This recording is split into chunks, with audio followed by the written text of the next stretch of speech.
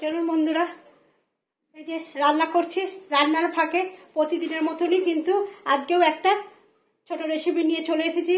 প্রতিদিন তো রান্না করি, তার মধ্যে যে কোনো একটা আপনাদের সঙ্গে আমি শেয়ার করি। তা আজকে কি রান্না করব চলুন। আজকে রান্নাটাও কিন্তু একদম নতুনত্ব, খেতে কিন্তু খুবই ভালো লাগে, যে কোনো ভর্তা সুস্বাদুই লাগে খেতে। চলুন বন্ধুরা, তাহলে আমি আজকে কি রান্না করছি আর অন্য কি রান্না করছি সেগুলো তো আমি শেয়ার করবই, কিন্তু আজকে আমি কি রান্না করছি একটা করে রেসিপি আপনাদের সঙ্গে শেয়ার করি। করার মধ্যে এখানে রান্না করার সাথে সাথে যে কোনো একটা রেসিপি আপনাদের সঙ্গে আমি শেয়ার করি।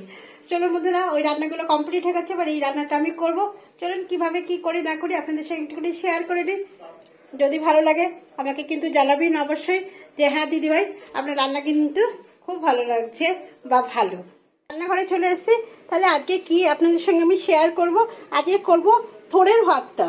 এই দেখুন ছোট ছোট করে থোড় কেটে নিয়েছি, আর তার সাথে নিয়েছি নারকেল আর একটু বাদাম নিয়েছি, আমন্ড বাদাম নিয়েছি, আর নিয়েছি এখানে বড়ি আর শুকনো লঙ্কা। শুকনো লঙ্কাটা হচ্ছে ফোড়নের জন্য নিয়েছি, আর কাঁচা লঙ্কাটা হচ্ছে একসঙ্গে বাটার জন্য নিয়েছি।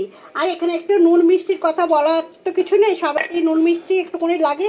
মিষ্টি অনেকে যারা পছন্দ করেন তারা দেবেন, না হলে দেবেন না। এই দেখুন আর কি নিয়ে নিয়েছি, মিক্সি নিয়ে নিয়েছি। মিক্সির মধ্যে আগে আমি থোড়গুলো সব দিয়ে দিলাম। থোড়, এই যে নারকেল, বাদাম সমস্ত কিছু আমি কিন্তু দিয়ে দিলাম। আর দেবো কি এই যে কাঁচা লঙ্কা, কাঁচা লঙ্কাগুলো আমি দিয়ে দেবো।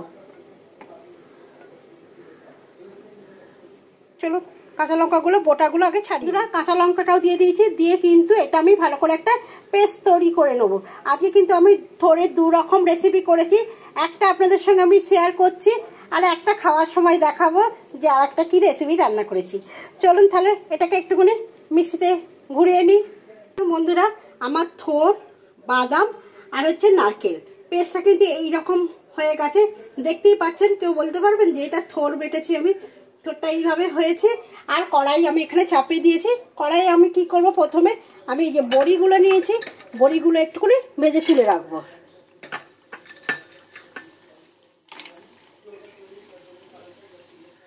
বড়িগুলো একটু লাল লাল করে ভেজে তুলে রাখবো। একদম লাল লাল করে ভেজে নিয়েছি আমি বড়িটা। এবার আমি কি করব, এই যে একটা শুকনো লঙ্কা রেখেছি, সেই শুকনো লঙ্কাটা আমি তেলের ওপর দিয়ে দেবো। দিয়ে কিন্তু আমি সরে এসেছি বাবা, যদি ফট করে ফেটে যায় তখন। এই দেখুন দিয়ে দিয়েছি। দেখুন দেখছেন, বলতে বলতেই কিন্তু পুরো আমার ফোনও ঝেঁকে গেল। দেখেছেন, আমারই দোষ হয়েছে বন্ধুরা।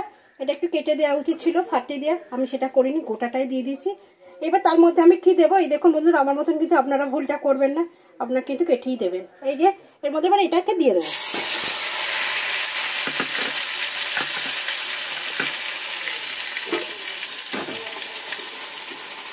আর এটাতে কিন্তু একটু তেলের পরিমাণটা বেশিই লাগে বন্ধুরা।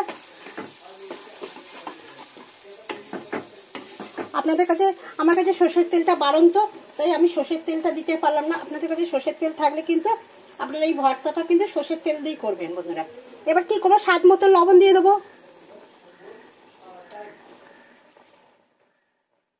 আর কি দেবো, একদম সামান্য একটু হলুদের ছিটা দেবো, একদম সামান্য। আর কি দেবো, একটু মিষ্টি দানা। থোড় বলুন, মোচা বলুন, এগুলোতে একটু মিষ্টি দানা না দিলে কিন্তু ভালো লাগে না। ঝাল ঝাল মিষ্টি মিষ্টি। চলুন বন্ধুরা, এটাকে আবার রেডি করে নিই। অনেকটা কিন্তু টেনে এসেছে একদম জিনিসটা। এর উপরে আমি কি দেব, আবার একটু কাঁচা লঙ্কা, এই যে কুচ্ছে নিয়েছি, কাঁচা লঙ্কা দেবো।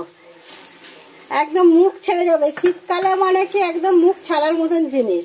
আর আমার কাছে ধনে পাতা নেই, আপনাদের কাছে ধনে পাতা থাকলে কিন্তু অবশ্যই আপনারা ধনে পাতা দেবেন। আর কি দেবো, এই যে বড়িগুলো একটু ভেঙে নিয়েছি, নিয়ে বড়িগুলো দিয়ে দিলাম। যা লাগবে না আমি করছি বলে বলছি না বন্ধুরা, আপনারা একবার ট্রাই করে দেখুন। যদি ভালো লাগে তো বলবেন হ্যাঁ দিদিভাই রেসিপিটা খুব সুন্দর। একদম নর্মাল, কোনো কিছু অত লাগে না, এক গাদা খরচা বা কোনো কিছু, একটু থোড় লাগে আর এইটা। চলুন বন্ধুরা করতে থাকি। বন্ধুরা, আমার কিন্তু থোড়ের ভর্তা তৈরি। দেখতে কতটা জিনিসটা হয়েছিল, কিন্তু একদম শুকনো করে এইটুকুনি পরিমাণে এসছে থোড়ের ভর্তাটা। দেখুন, এবার তো খাওয়ার সময় দেখতেই পাবেন, দাদাভাই খাক বা আমি খাই। আমি খেলে হয়তো আপনারা ভাববেন যে নিজের রান্না, তো ওই জন্য নিজেরা বলছেন ভালো। আজকে দাদাভাই খেয়ে কিন্তু বলবে যে জিনিসটা কেমন হয়েছে। চলুন। দাদাভাই ভালো ভালো বলে, আর দাদাভাই তো জানে আমার রান্না, দাদাভাই বলেই যে ভালো ভালো। চলুন বন্ধুরা, খাওয়ার সময় আবার দেখা হবে। বন্ধুরা চান টান করে কিন্তু একদম কমপ্লিট হয়ে গেছি। আর এই নাইটিটা কিন্তু আগে নতুন আমি পরেছি, বলবেন নাইটিটা আমাকে কেমন লাগছে। পরা হয়নি, অনেকদিন কেনা হয়েছে পুজোতে, কিন্তু সেই থেকে আর পরা হচ্ছে না। ওই ধ্বজাগুলোই পরছিলাম, তা আজকে একটু নতুনটা পরলাম, বলবেন কেমন লাগছে। চলুন, আপনাদের দাদা খেতে বসে গেছে, এই দেখুন খেতে বসে গেছে। চলুন দাদা খেয়ে বলুক যে কেমন কি হয়েছে না হয়েছে। সব খাবার নিয়ে বসে গেছি। তা আপনাদের বলেইছিলাম যে থোড়ের দুটো রেসিপি হয়েছে। এই দেখুন, থোড়ের ঝাল হয়েছে, বিউলির ডাল হয়েছে, আর এটা হচ্ছে কুমড়ো আলু ভাজা হয়েছে, আর থোড়ের ভর্তা হয়েছে। চলুন আপনাদের দাদাভাইকে থোড়ের ভর্তাটা দিই, দাদাভাই খেয়ে বলুক যে কেমন হয়েছে। থোড়ের ভর্তা এই শীতকালে কিন্তু অনেক কিছুরই ভর্তা করা যায়। তা এটা হচ্ছে থোড়ের ভর্তা। গরম ভাতে কিন্তু এরকম থোড়ের ভর্তা খেতে কিন্তু খুবই ভালো লাগে, অসাধারণ খেতে। ভালো হয়েছে বন্ধুদের বলো?